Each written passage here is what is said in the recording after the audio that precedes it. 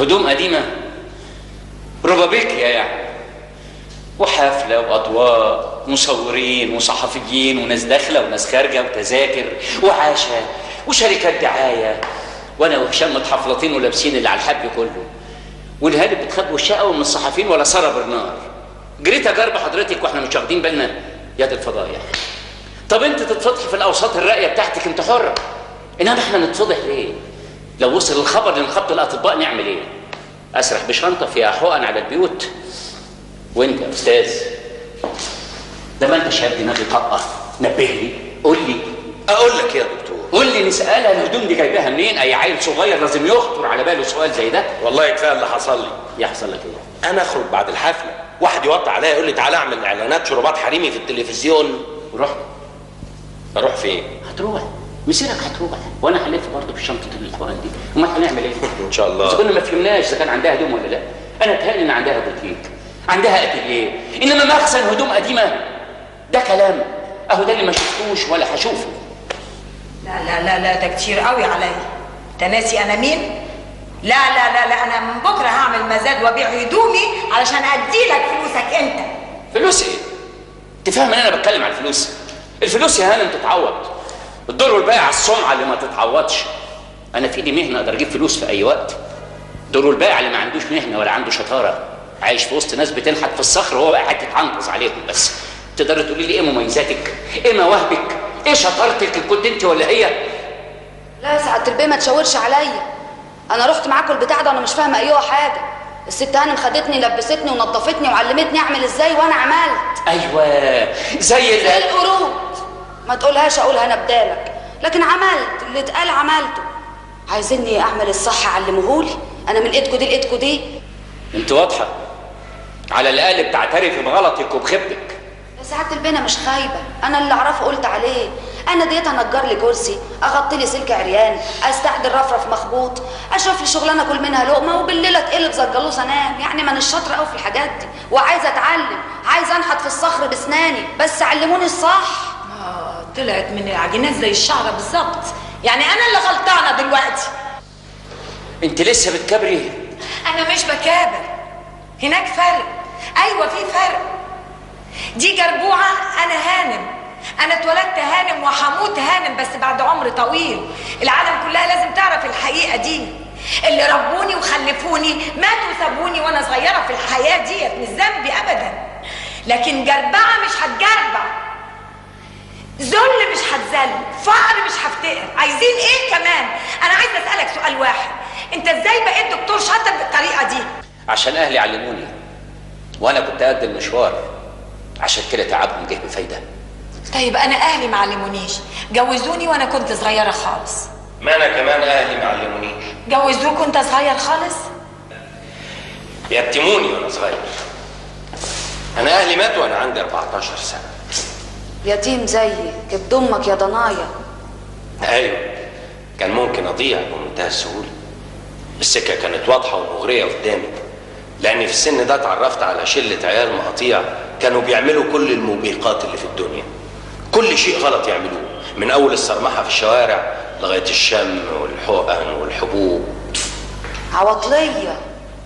ابدا، ما كانوش عواطليه ولا حاجه، كانوا عيال زي الفل، صنايعيه، اللي ميكانيكي واللي سمكري سيارات واللي مبيض محاره، لكن مقاطيع. لا مؤاخذه، الصنايع مش مقطوع يا بيه. انا ما قلتش الصنايع مقطوع، لكن لما يبقى صنايعي بيكسب لقمته من عرق جبينه الصبح عشان يضيعها في الصرمحه بالليل يبقى مقطوع. المهم خلصت منهم بالعافيه. اشتغلت في مكتبه انجليزي صاحبها واحد خواجه، هو اللي علمني اللغه الانجليزيه، كان بيديني كل كتب المكتبه اقراها. ذاكرت وخدت الثانويه العامه من منازلهم وجبت مجموع كبير وحسنته كمان بمستوى اللغه الرفيع. دخلت كليه الطب، وانا في كليه الطب كنت بنام في المكتبه واصحى الصبح اروح الكليه وارجع بعد الظهر اشتغل في المكتبه وطول الليل اذاكر. لما جه صاحب المكتبه يسيب البلد اديت له تحويشه العمر، ساب لي المكتبه. اتخرجت من كليه الطب، تمن المكتبه كان عالي قوي، بعتها وسافرت امريكا، اتعلمت على حسابي وخدت الدبلومات والماجستير والدكتوراه، وادينا اهو. وحش وحش فل الفل. حدوته مسليه جدا يا دكتور. نعم. كلهم طلعوا شهداء وانت الضحيه. ركز يا هانم، انا عملت معاك كل اللي اقدر عليه، بس ما كنتش اعرف انك عنيده ومكابره للدرجه دي. انا دخلت المشروع ما فهمش فيه حاجه، عشان كده لازم ادفع ثمن غلطي. انت عايزه تدفعي ثمن غلطك ادفعيه، ما انتش عايزه، انت حره، بس لازم تتعلمي. الدنيا بتاعتنا دي اللي ما يتعلمش فيها يداس بالرجلين.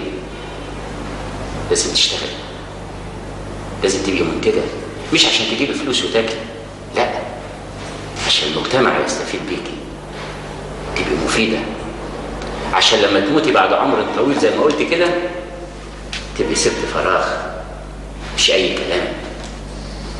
يلا يا شام. يلا. ايه عايزه ايه؟ مع السلامه. مع السلامه. خلاص.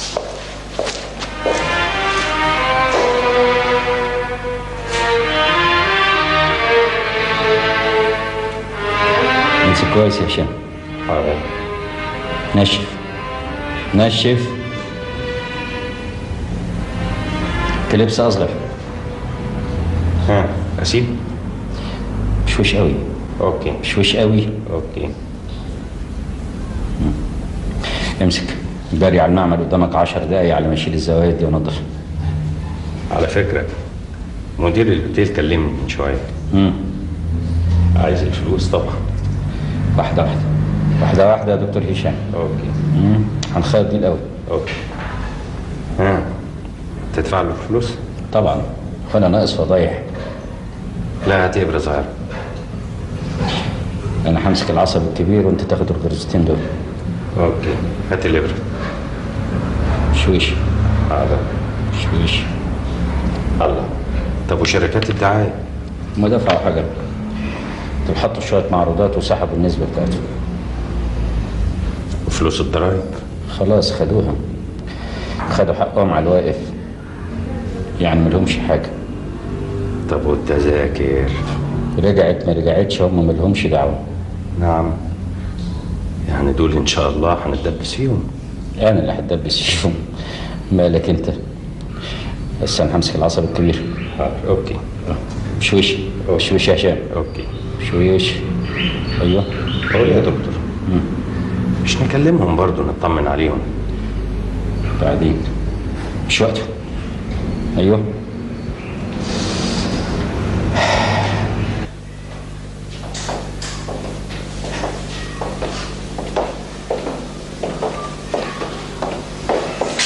شيء غريب قوي. اللي هو ايه؟ لما حكيت لي على الاثنين دول قلت يمكن يكون الدكتور عمر بيحاول يلاقي مبرر لاهتمامه بيهم. عشان قلت لك انا مهتم بيهم كحالتين مرضيتين. بالظبط. طب ما هم فعلا بالنسبه لي حالتين. انت ما شفتش كده ولا ايه؟ شفت، وحسيت بالمسؤوليه اللي حضرتك حسيت بيها بالظبط، بل وباحساس الابوه، رغم اني في الاول شكيت، قلت يمكن مشدود لحد فيهم وان في موضوع. عيب مجتمعنا اللي انت واحد منه انه بيحمل الاشياء اكتر مما تحتمل. هو انا علشان مهتم بيهم ابقى بالضروره بستغل الوضع استغلال غلط؟ يا خساره، قمه التخلف في العلاقات الانسانيه. ما انا اكتشفت كده برضه، بل بالعكس اكتشفت اني بحبهم زيك بالظبط، حب انسان لانسان بدون تدخل النوع. لكن اكتشفت شيء اهم واخطر. اللي هو ايه؟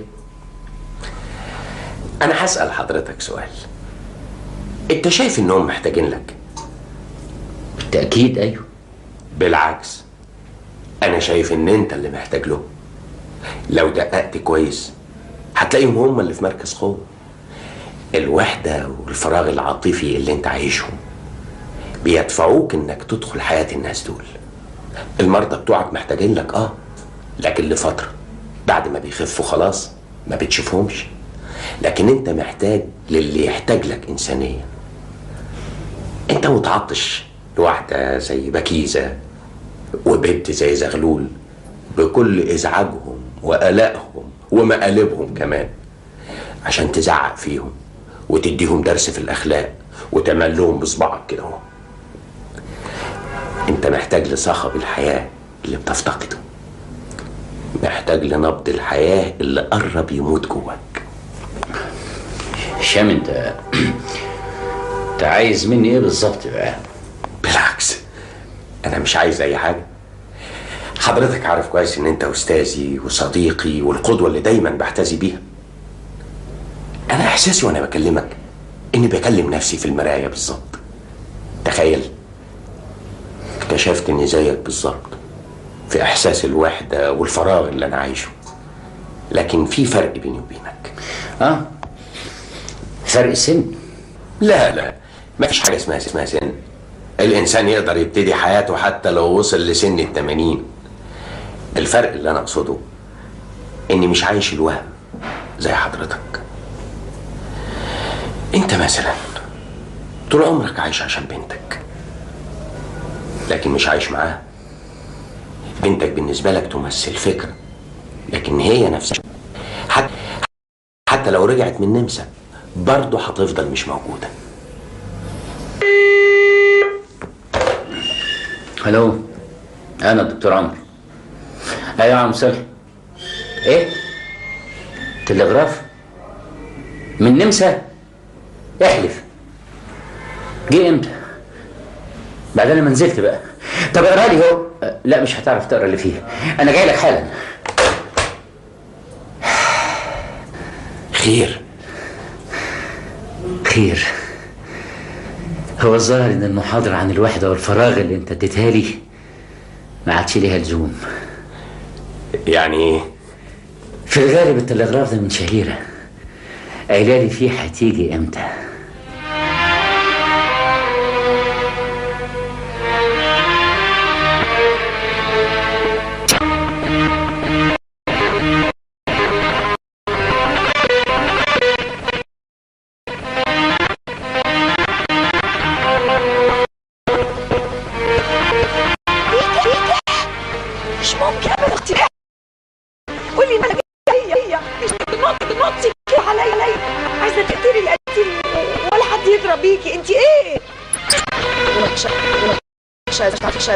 لا بالحته اللي كان ابوك بيضحك هنا وكده فيها عيط فيها.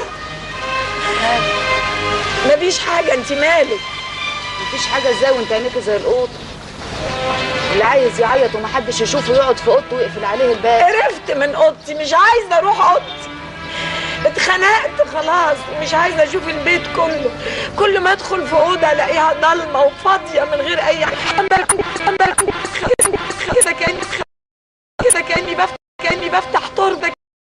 كاني بفتح تربه، كاني داخله على تربه.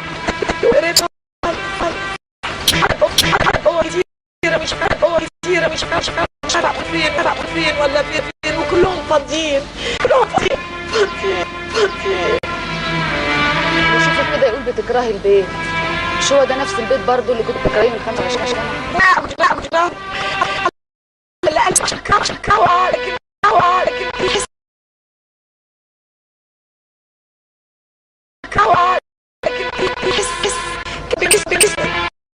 كان زعيقه بيزعجني، بس بحب زعيقه. كان في حاجة على الأقل أتكلم وياها، دلوقتي مفيش. كان بيشخر بصوت عالي، كنت بتغاظ منه، بتنرفز منه، بس هعمل ايه؟ حاجة في البيت مسلياني، ناس طالعة، ناس خارجة، ناس جاية، ناس بتشمني، ناس بتعتني. دلوقتي لا بعرف. خلاص بالليل مليت الحياة خالص. يا ريته فضل لسه بكرهه ومش بحبه. الكره والحب واحد. ساعات بتحبي واحد عايزه تطلعيه في السما، وساعات تخيه.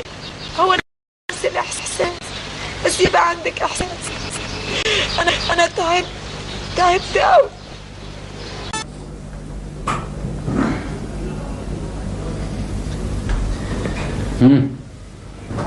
خلصت؟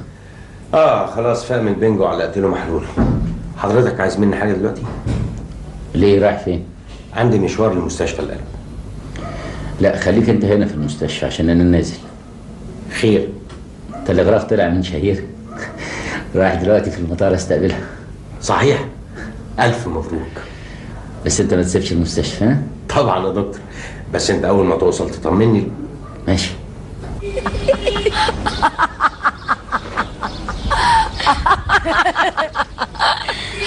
والله العظيم انت امرك غريب. بقول لك 30 عيل بيضربوا فيا بالبلوغ نازله لي ضحك. مش ممكن 30 ازاي بس يضربوكي يخلوش فيكي حته تفتوفه قد كده. والله ما لا وخلوا ولا لقوا فيا حاجه. قولي بعدين. شوفي يا اخت، انا قلت ايه؟ البلد اول يوم العيد بتفضى من الستات والعيال. استغربت بيروحوا فين؟ ما فيش الا الرجاله قاعدين يشربوا الشاي. مشيت وراهم لقيتهم بيحملوا بعضهم من الفجر على الكرو، وياخدوا معاهم بقى فطير وبلح بريمي وفطير مشلتت وحاجات، ويطلعوا فين؟ على الترب. شوف الخيبه التقيله، يطلعوا يعيدوا في الترب. استغفر الله العظيم. قلت اما اعمل ايه؟ اطلع وراهم يمكن اشحت لي فطيرتين ولا بلحتين ايه اسد بيهم جوعي. طلعت وراهم. اتاري ايه بقى؟ اتبني ان الستات اللي هناك دول نصهم بيطلع على الترب على الميتين بتوعهم، يقعدوا بقى يفتكروهم بقى ويفتكروا الاحداث وكده، والنص التاني واخد عياله وطالع على الترب عشان يسرح العيال تشحت الفطير والبلح. معقوله دي يا زغلول؟ رحت يا اختي مانيش عارفه، لسه بمد ايدي اخد الفطيره لقيت لك النسوان راحوا مسرحين العيال عليا بالبلغ 30 عيل. جتتي بقت لما لهاش تشوفيني راحت تقولي جايه. والله العظيم انك تجنني انت. تحفه والله العظيم تجنني. اول مره اشوفك بتفرفري من الضحك. انا جحت من كتر الضحك. اللهم اجعله خير. ليه حقيقي فعلا؟ ليه لما نضحك قوي نقول اللهم اجعله خير؟ عشان بقينا بنحسد بعض على الضحكه كمان. عشان لما تسلمي على واحد وتقولي له ازاي صحتك عمره ما يقول لك الحمد لله بومب، يخاف تحسديه. عمره ما يقول لك والله كلويه ناقحه شويه، قفايا مش فاهم جري له ايه.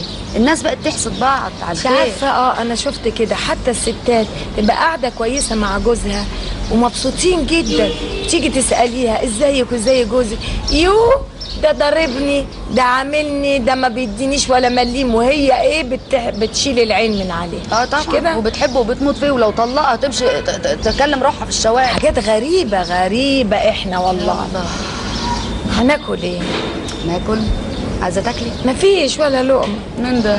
من اللي مفيش ولا لقمه؟ انت معاكي زغلول يا حبيبتي. قومي ورايا. مش ممكن. قومي انا محضره لك حاجه فلالي. ده انا عصافير بطني بتزقزقها.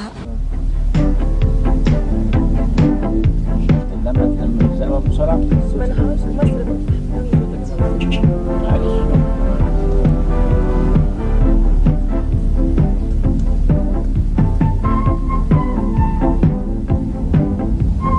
وحشتيني يا حبيبتي. ياه ده انت وحشاني بشكل. وانت كمان وحشني قوي.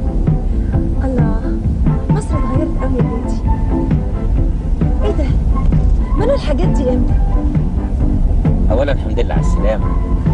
دي حركة العمران شغالة على طول.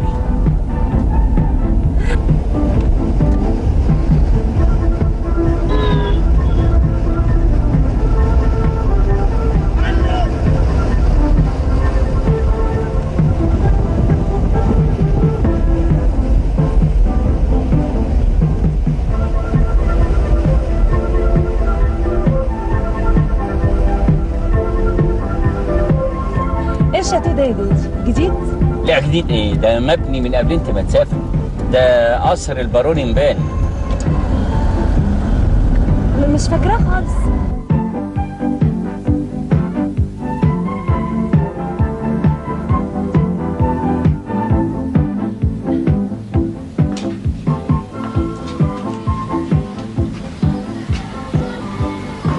ألف حمد لله على السلامة يا استهاني. البيت نور. ميرسي.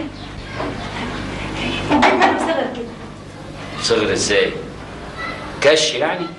لا، زمان لما كنت باجي هنا كنت بشوفه أوسع من كده. هو عادة لما الواحد يسيب مكانه مدة طويلة خصوصا وهو صغير لما بيرجع يشوفه تاني بيتهيأله كده. وألوانه غامقة قوي. تعالي اوريك اوضتك. لسه موجودة؟ ايه لسه موجودة يعني بعناها؟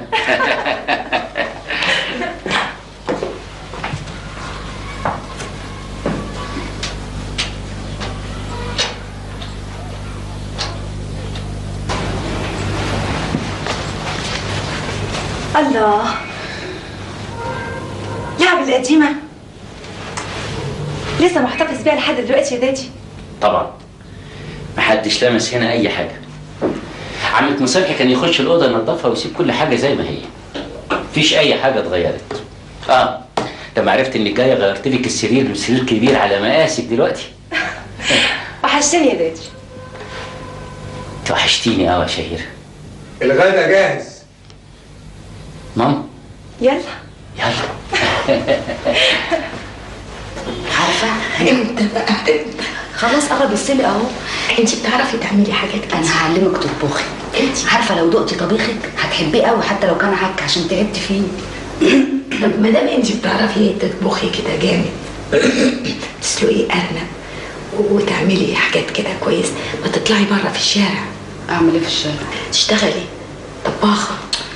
يا ستي بكيزه انا ديتها اعرف البلي شويه رز، شويه عصيده، اعمل لي شويه شوربه على زفر. ما اعرفش اعمل، ما افهمش انا في الطبيخ العلاوي بتاع الناس ولاد الناس دول. ما اعرف تلبي فعلا. مش خالص تعملي شايفه انا اشتغلت ايه؟ انا اشتغلت شلت قصعه واشتغلت مع البنانين. ما تلفيش رجليكي كده يعني اقعدي.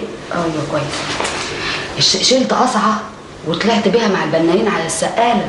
كنت بشتغل واشتغلت وقفت في قهوه على نصبه، بقيت اعمل الشاي والقهوه وكده. معقوله؟ واشتغلت في فرن بلدي. وانت بنت؟ كنت اقعد اقرص العجين واريحه على المطرحه كده وبعدين اسويه في الفرن. كمان اشتغلت كويس جدا وشقيت. وانت صغيره؟ ومع ان اعلم ان انت بنت ناس يعني ما فيش مانع ان ولاد الناس يشتغلوا. اشتغلت ايه؟ انا كنت بطلع ال 15 درج في السلالم. طالعه نازله والخدامين ورايا يطلعوا. سلالم ايه؟ سلالم الفيلا ايام المرحوم ابوكي. كنت بتطلعي السلالم؟ تعملي ايه؟ تطلعي السلالم قلبي تشتغل. ايوه لا حول الله. كنت بطلع السلالم انا والشغالين. سفرجيه والشماشرجيه وكله اجيبهم الجناينيه كله يطلعوا بتعب فعلا بتعب وبيجي لي ضربات قلب جامده جدا وانزل بيهم. يا سلام. هم ينزلوا وانا اطلع. تخميهم مرتين في اليوم. ومناكل وبعدين نتقص عليهم. بس احنا هنتقص ازاي؟ هقول لك انا بس ناكل الاول. بس ان الدكتور عمر لازم هيكلمني، مش تقولي ان هو ما يحبنيش، ده معجب بيا جدا. ما احنا ما نسيبهمش، احنا نتقص عليهم. وافرضي وهم سابونا، هم مش قصدهم، عندهم عمليات كتير، عندهم شغل كتير، احنا لازم نسال عليهم برضه.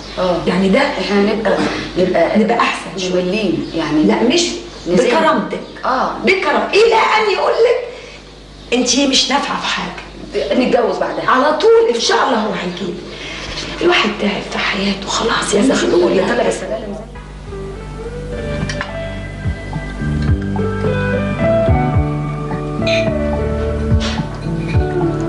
ايه ده يا دادي؟ دي مسقعه يا حبيبتي، عمك مصالحي متوصي بيكي. لذيذه بس حاميه شويه ودسمه. انت يعني مشكل النهارده يوم خصوصي يا دكتور عشان نفكر الست هانم باكل مصر الطعم. ليه؟ انت ما بتاكلش كده كل يوم؟ ابدا يا شوشو، معظم الاكل عندي يا اما مسلوق يا اما مشوي. كده احسن. في النمسا ما فيش وقت ان الواحد يطبخ ويحشي ويعمل اكل مسبك كده، والاكل المسلوق صحي. دي مش عاجبك الاكل ولا ايه؟ لا طبعا عاجبني، بس بيتهيألي اني اقعد اسبوع معدتي مرتبكه، محشي وملوخيه وبط ورز ومسقعه. على كده الست هانم تحب تاكل ايه بكره؟ يا دوبك حته ستيك مشوي وشويه جزر مسلوق. ثانية واحدة يا فندم. ناس تليفون دكتور عمر.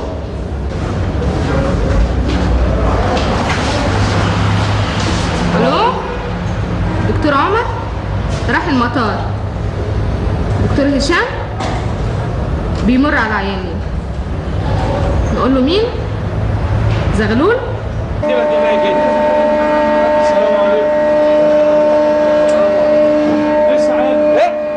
السلام عليكم. بطل يا سيدي بطل. سلام. انا رحت لسيد المفك في العنوان اللي انت وصفته لي ما لقيتوش. في واحد صبي قهوجي عندنا. أيوة. شافه في حاره الاورادات اللي في السيده. واخد بالك؟ بيشتغل في ورشه نجاره هناك. طيب يا ابني عن اذنك. اتفضل. السلام عليكم. شغل. يلا بسرعه. سعيد ده صنايعي جابه عندي بيشتغل وشغاله على ضمانته، لكن بعيد عنك لقيت الواد مسحوب وماشي في دايره مش اللي هي، لما كان هيودي روحه في داهيه. قول لي يا ابني هو يعني في ايه بصراحه؟ بيشم المدعوق الابيض، وانا لازم اقول لك علشان تقول لامه. هو فين دلوقتي؟ انا عرفت امبارح ولسه همد ايدي عليه. دخلت عليه لقيته بعيد عنك بيفرفر، نقلته القصر العيني. قصر العيني؟ تعرف يا دادي، ما كانش في حاجه ناقصاني هناك. كانت حياتي هناك هايله، حتى الدراسه استمتعت بيها جدا.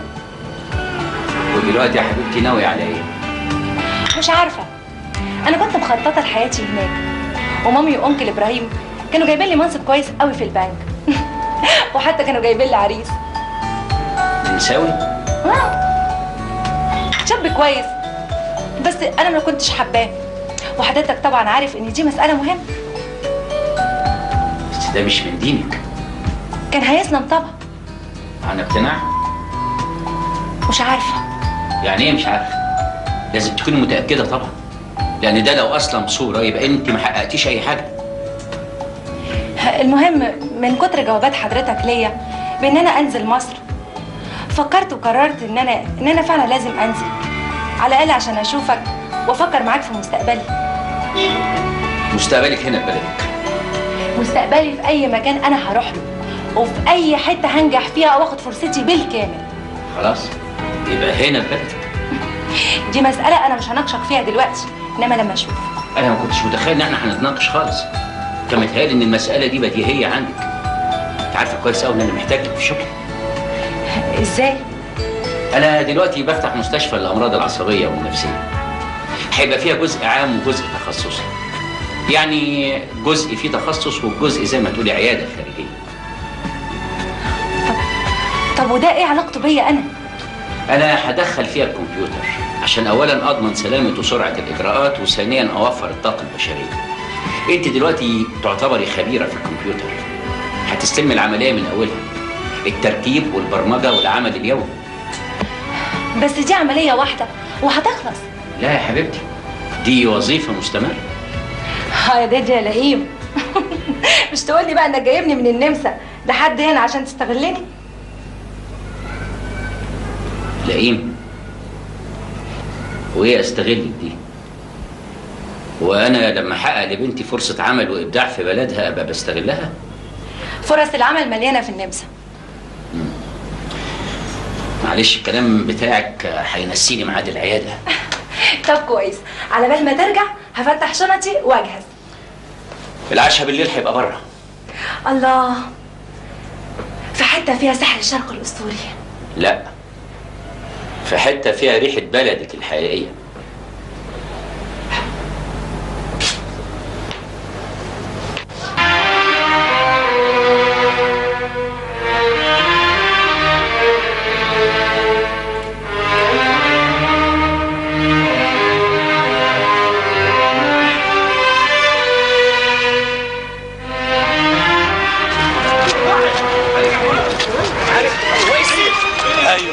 طيب انا رايح اشوف.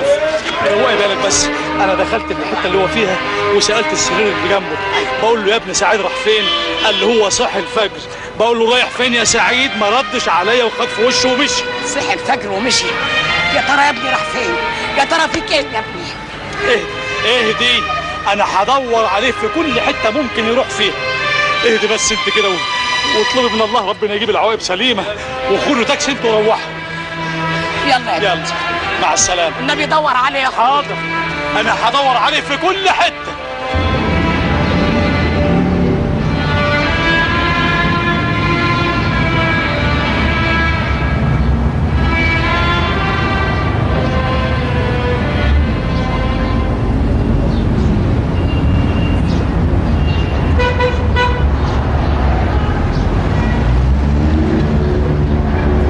بونجور مسيو. بونجور ورحمه الله وبركاته. اتفضل. من فضلك عايزه اسالك سؤال. في المستشفى هنا في قسم الامراض العصبيه والنفسيه دكتور اسمه عمر خالد. رئيس القسم يا فندم. ايوه، اصل احنا قرينا في الجرايد ان في اعلان عشان طالبين ممرضات، وانا واختي جايين نشتغل. في الاستقبال. في الاستقبال؟ انا عارفه ان في الاستقبال، بس انا بسال حضرتك الاول لان باين عليك انك انسان كويس وباين عليك قيمه كلها. لا، عايزه اسالك حاجه. اتفضل. الدكتور عمر خالد راجل اخلاقه مش كده ولا كده يعني؟ انت عارف احنا بنات وولايه وعلى وش جواز، فلازم الواحد يسال انت مش عندك بنات؟ عندي بنات. ايوه. ده راجل زي السكره وراجل زي السيف يعني، وراجل محترم اخر احترام. متجوز؟ لا. ها؟ لا مش متجوز. انت هايل، انت عظيم والله. شكرا. السلام عليكم. اتفضل اتفضل. تعالى.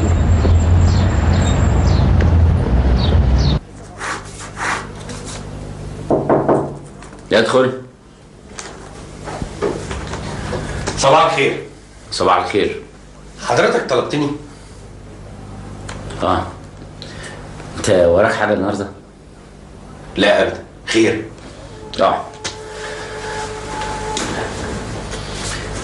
حس بقى ان ما وراكش حاجه، ايه رايك نتغدى سوا انا وانت وشهيره، اعرفك عليها. بيني وبينك انا محتاس بيها قوي، مش قادر اواكب سنها ولا حماسها في انها تشوف كل المناطق السياحيه الموجوده في مصر. انا تحت امرك طبعا. فرحت بيها قوي اول يومين، وبعد كده تعبت، حسيت بفرق السن، تعبت من الجري وركوب الخيل والجمال والعجل. امبارح لعبتها جولف ضحكت عليا. عارف طالبه ايه؟ تتزحلق على الميه سكيتنج. قلت لها طيب، فارجوك تشاركني في العمليه السياحيه الشبابيه دي. خلاص تحت امرك. على فكره زغلول اتصلت وبتسال علينا. لا انا اليومين دول مش فاضي للقلق ده، وبعدين انا افضل ان احنا نسيبهم لوحدهم شويه يواجهوا بعض، واكيد هيوصلوا الى مصالحه انسانيه. اكلمها اقول لها. مين؟ زغلول؟ لا، شهير.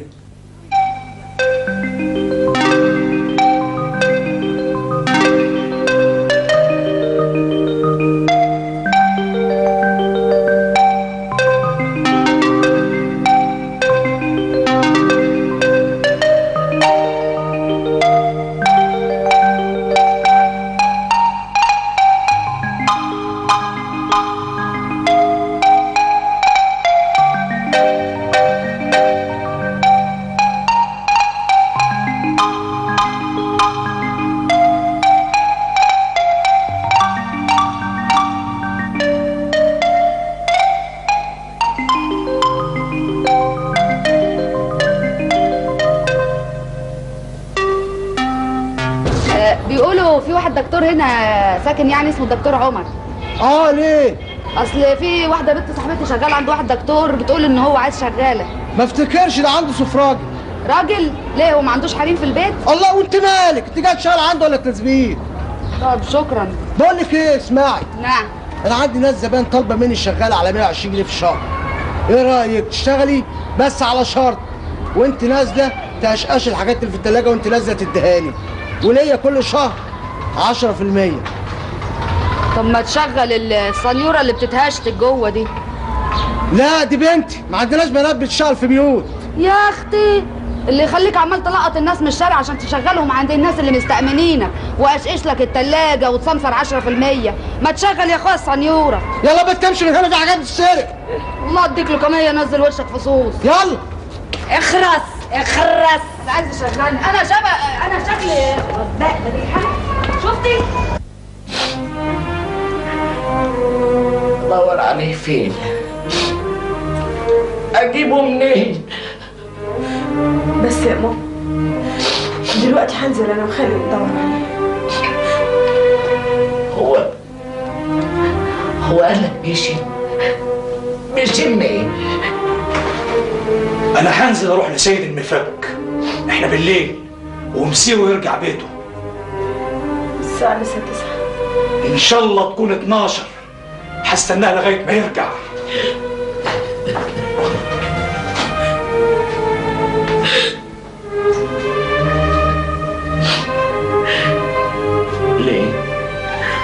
ليه تعملوا فيا كده؟ ده بدل ما تقفوا جنبي وتساعدوني. ليه؟ خلاص يا ماما، واعتبر ان كل اللي فات مات. احنا من دلوقتي تحت امرك، وكل اللي هتطلبيه مني هنفذه. انا عايزة ابني.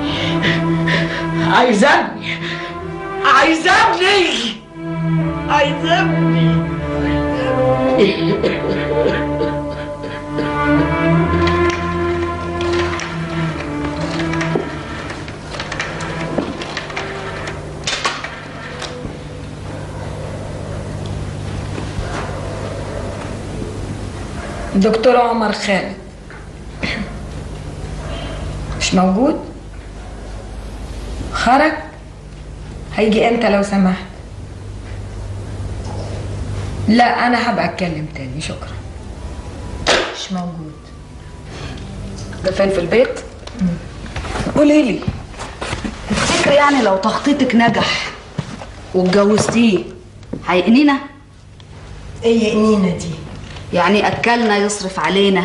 طبعا. والله انا خايفه تطلع فكره خايبه ويخلع مننا ولا حاجه. انا بكيزه هانم، مفيش حد يخلع مني ابدا.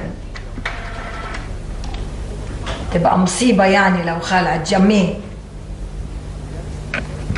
يخلع يروح فين؟ الو، المستشفى؟ الدكتور عمر خالد من فرق. قولي له بكيزه هانم.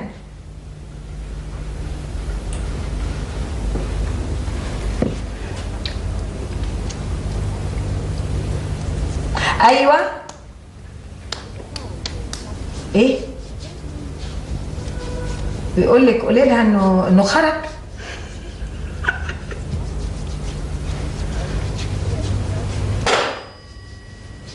خلع. هجيب لك حاجه تانية يا حاج.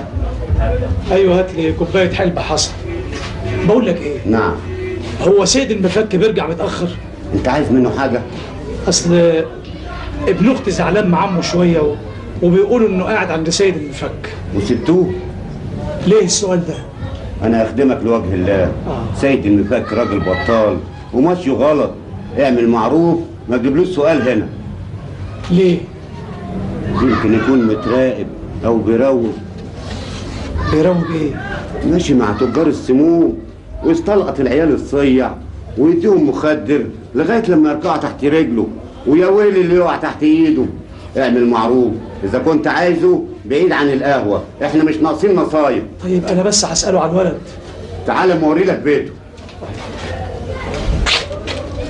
شايف البيت اللي هناك ده؟ اللي هناك ده؟ ايوه بيجي بنفس الميعاد. طيب متشكرين قوي، السلام عليكم. الحساب يا حاج. على مهلك. جنيه لو سمحت. حاضر. اتفضل. سلام. مع السلامة. مع السلامة.